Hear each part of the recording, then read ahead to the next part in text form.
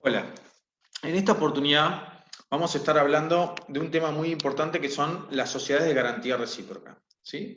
¿Por qué digo que es un tema importante? Bueno, si bien es un instrumento, son sociedades que ya tienen varios años de funcionamiento en el mercado, actualmente las compañías van a necesitar mucho financiamiento, ¿sí? Muchas compañías que hasta hoy no habían tenido problemas de financiamientos o que les iba bastante bien, bueno, a partir de hoy seguramente van a estar necesitando financiamiento y esta es una herramienta ideal para poder mejorar o conseguir financiamiento, ¿sí? ¿Qué son las SGR? Bueno, las SGR son sociedades de garantía recíproca, como su nombre indica, no son empresas que den préstamos, ¿sí? Las sociedades de garantía recíproca dan garantías o avales, ¿sí? Esto significa que son como un resguardo para que aquellas empresas que necesiten financiamiento tengan de respaldo, ¿sí? Entonces, obviamente, ¿para qué sirven estas garantías? Bueno, estas garantías se pueden utilizar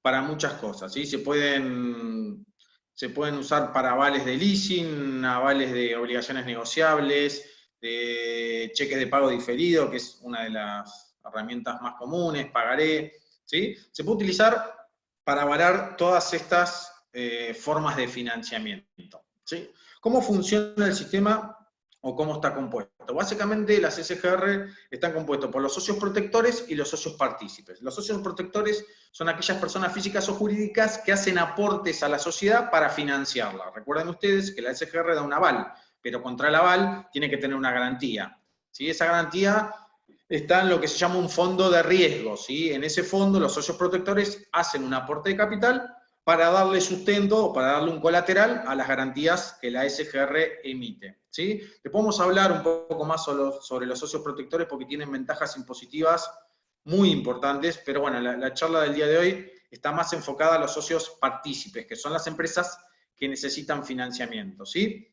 Bien, siguiendo, ¿cómo es la operatoria? O mejor, empecemos con el socio partícipe. ¿Qué condiciones tiene que cumplir una empresa, una persona, un RI, por ejemplo, un responsable cripto, un monotributista, para ser socio partícipe? Bueno, básicamente tiene que cumplir tres condiciones. Primero, está registrado como PYME en el Ministerio de Producción, ¿sí? Tiene que catalogar y tiene que tener el certificado PYME vigente.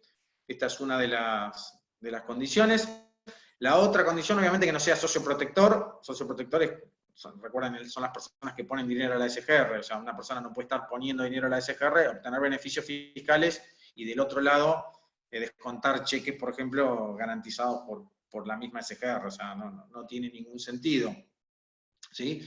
Y por último, la tercera característica es que no pueden estar controladas ni ser controlantes de otras sociedades que sí operen con la SGR, ¿sí? Básicamente, estas son las condiciones más importantes que tiene que tener una empresa para poder ser seleccionada como socio partícipe, ¿sí?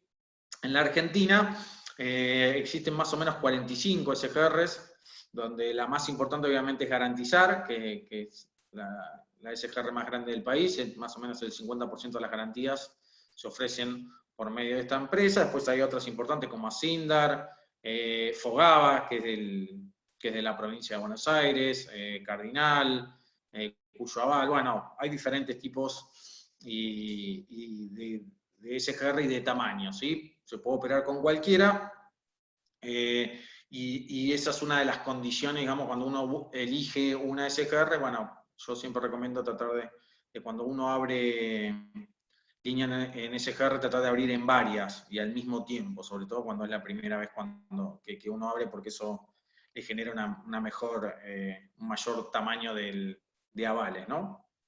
Bien, entonces, ¿cómo es la operatoria? Bueno, la compañía se presenta, ¿sí? Como si se presentara en un banco, entonces es calificada por la SGR. La diferencia que tiene la SGR contra un banco es que las contragarantías que pide la SGR son muchísimo más accesibles que las que pide un banco, ¿sí? Si ustedes van a un banco y quieren hacer una operatoria de financiamiento, pedir un préstamo, lo que sea, bueno, el banco simplemente va a mirar su patrimonio, ¿sí? Sobre todo qué activos tiene. Si ustedes no cumplen con los requerimientos del banco, directamente el banco ni siquiera les va a prestar. Bueno, las SGR no solo mira los activos, sino que también permite presentar y acepta otro tipo de contragarantías. Por ejemplo, cesión de contratos, cesión de facturas, avales personales, fianza personal. Bueno, todas estas cosas hace que sea mucho más fácil calificar en una SGR que calificar en un banco. Entonces, como les decía, las compañías presentan su carpeta, la SGR evalúa, de acuerdo a las contragarantías que la empresa presenta, y da una línea de aval, ¿sí? O sea, recuerden, no da préstamo, da una línea de aval. Por ejemplo, no sé, por un número, 2 millones de pesos. ¿Qué significa? Que esta empresa, a la cual le dieron esta línea de avales, o sea, va a poder financiarse, ¿sí? Hasta 2 millones de pesos, digamos, con resguardo a la SGR. ¿Sí? Que le den una línea a una empresa por 2 millones de pesos no quiere decir que no significa que se tiene que gastar los 2 millones de pesos. Puede gastar, si quiere, 200, 300, 400 millones, lo que necesite. La SGR, obviamente que cobra un costo por esto, por el alquiler de la garantía, ¿sí? Ese costo está entre el 3 y el 4% de lo que se usa de la garantía.